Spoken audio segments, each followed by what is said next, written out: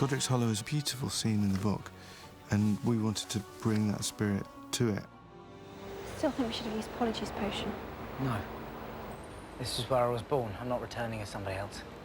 And we shot that at Pinewood, and Stuart built this beautiful little set.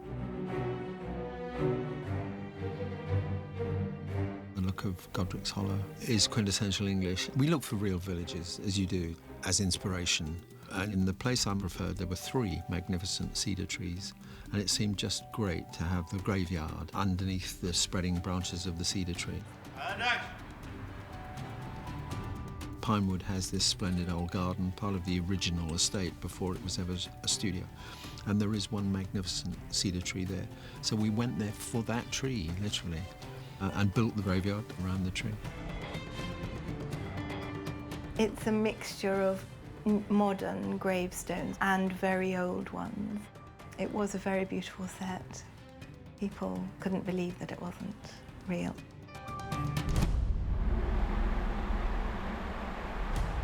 Godric's Hollow is also where Bathilda Bagshot, this extraordinary wizard historian, lives. Strategically, Harry thinks, well, maybe Bathilda can help us with our mission to find the Horcruxes. Harry.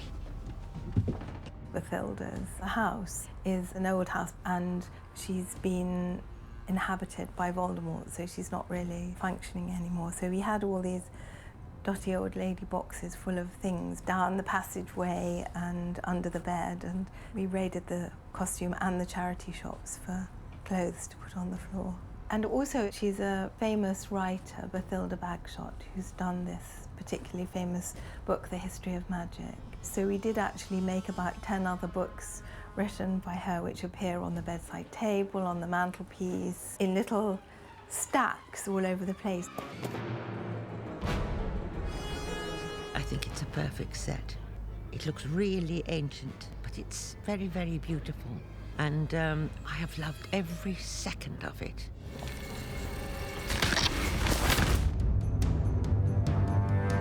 Godric's Hollow turns into a very dangerous trip. They find Bathilda.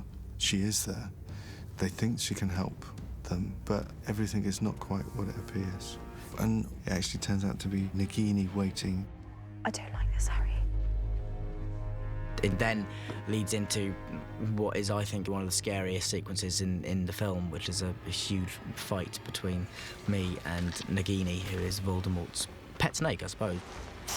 Nagini's probably the closest thing we have in terms of it's a creature in the film, but it actually, it's really a snake. I think, snakes scare a lot of people, and we can play on those kind of pretty sort of straightforward references of the way snakes move and the sort of the creepy nature of them, the eerie sort of quality of them. We did look at a lot of videos of snakes feeding, and it just gives us ideas like biting the arm and spinning Harry, and how he gets on the floor and he uses the spinning action of grabbing and biting and rolling to get the rest of the body coiled around, and then that's how real constricting snakes do. So that we use that as definitely as reference. It's the first time where you've actually seen Nagini attack, and she feels physically very dangerous. We haven't seen that before. And they're fighting in a very small space. So the planning of that scene was key.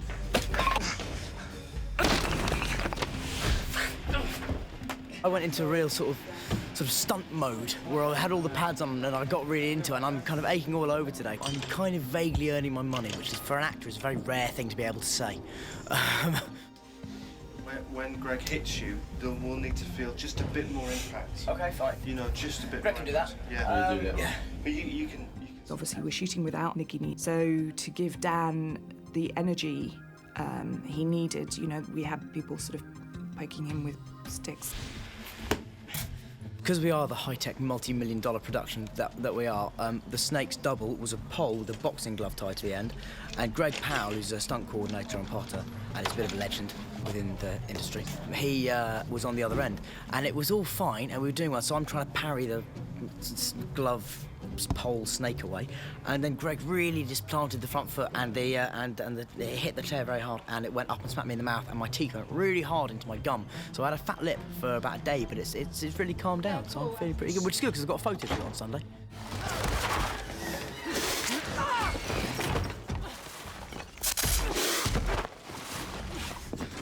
It's one of those big action sequences, and you kind of block it through, and you've got absolutely no idea how it's ever going to come together. But when you actually get down to doing it, it seemed kind of seamless, which is lovely and rare. And action! Snake! Snake! Fringo! Snake! What am I doing with Fringo? Sorry. Out there. Red card. That was the best one yet. Out there. That was terrific. Oh. Sorry, what am I doing? The snake's... The snake's coming and it's Fringo.